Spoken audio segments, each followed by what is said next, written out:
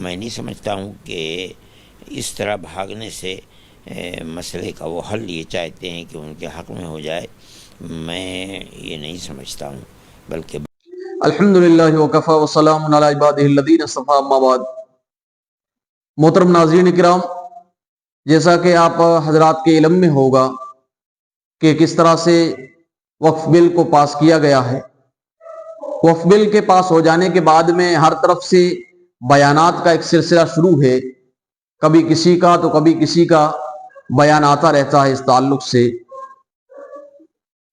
اس سلسلے میں قائد جمعیت امیر الہند حضرت مولانا سید ارشد مدنی دامت برکاتہم کا جو پہلا انٹرویو اور جو پہلا بیان، جو ایک شارٹ کلپ آپ کہہ سکتے ہیں، جو ایک ٹی وی چینلز پر اور ایک اینکر کو حضرت نے دیا ہے، وہ آپ حضرات اس ویڈیو کے اندر آپ سنیں گے، جس کے اندر حضرت نے کہا ہے کہ جس طرح باطل کوشش کر رہا ہے، بھاگ رہا ہے ادھر ادھر سپریم کورٹ کے فیصلے کے بعد میں، تو ادھر ادھر بھاگنے سے ان کو انصاف نہیں ملے گا.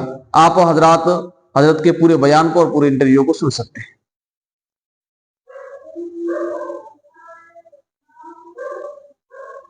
جمعیت علماء ہند کے ادھیکش مولانا ارشد مدنی ہمارے ساتھ بات کرنے کے لیے موجود ہیں. مدنی صاحب، سپریم کورٹ میں بڑی لمبی جرح ہوئی. کل سپریم کورٹ نے جو ہے وہ انٹریم آرڈر دینے کی بات کی، لیکن آج جو بات کہی ہے سپریم کورٹ نے کہ جو بھی رجسٹرڈ وقف سمپتی ہے اس کو ڈی نوٹیفائی نہیں کیا جائے گا. اس کے علاوہ سرکار کو 7 دن جو ہے وہ دیے ہیں جواب داخل کرنے کے لیے، اور پھر اس کے بعد 5 دن پٹیشنرز کو دیے. کیسے دیکھ رہے ہیں اس فیصلے کو؟ ٹھیک ہے، یہ تو قانون کی لڑائی ہے، اور قانون کے سلسلے میں جو بات آئی ہے ہم اس کا سواگت کرتے ہیں. اور ہم یہ سمجھ رہے ہیں کہ جو لوگ یہ چاہتے ہیں کہ ان کو وقت دیا جائے، وہ بھاگنا چاہتے ہیں. جو عدالت کا رخ تھا اس سے وہ مایوس ہیں. اس بنیاد کے اوپر وہ اس طریقے کا وقت لے رہے ہیں. ہمیں توقع ہے کہ عدالت کا رخ اپنی جگہ کے اوپر صحیح ہوگا. آج نہیں، 1 ہفتے کے بعد بحث ہو جائے گی اس کے اوپر. اور میں نہیں سمجھتا ہوں کہ اس طرح بھاگنے سے مسئلے کا وہ حل یہ چاہتے ہیں کہ ان کے حق میں ہو جائے. میں یہ نہیں سمجھتا ہوں، بلکہ بات صاف ہوگی.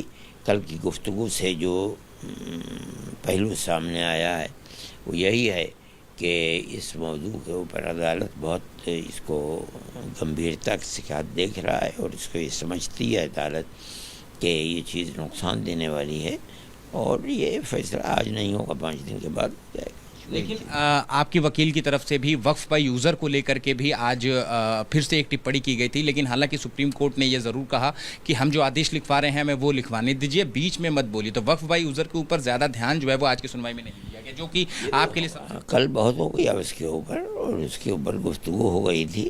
وہ کافی ہے جو گفتگو ہوئی ہے. میں سمجھتا ہوں کہ جب اس کے اوپر مفصل بحث ہوگی تفصیل کے ساتھ، تو اس وقت پھر وہ آ جائے گا. کل بھی آ چکا ہے وقف بائی یوزر.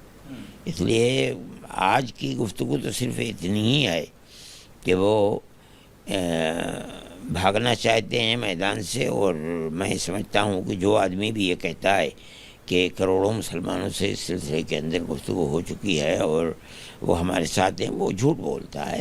یہ تو ایک مذہبی مسئلہ ہے، مذہبی لوگوں سے معلوم کرنا چاہیے تھا. مذہبی لوگ یہ بتاتے ہیں کہ اس کی حیثیت کیا ہے. اول تو انہوں نے پوچھا نہیں، اور اگر وہ پوچھتے ہیں اور راستہ چلتے آدمی سے پوچھتے ہیں تو اس کی کوئی قیمت نہیں ہے. لیکن سرکار کا جو مت تھا سپریم کورٹ میں بھی یہ بات کہی کہ پوری سنسدی پرکریا کا پالن کیا گیا، دونوں سدنوں سے پارت کیا گیا، دیر رات تک بحث چلی. اس کے علاوہ 98 لاکھ سے بھی زیادہ سجھاؤ جو ہے وہ اس کے مانے گئے، اور انہوں نے جو ایس جی تھے انہوں نے کہا کہ اس طریقے سے قانون کو نرست کر دینا غلط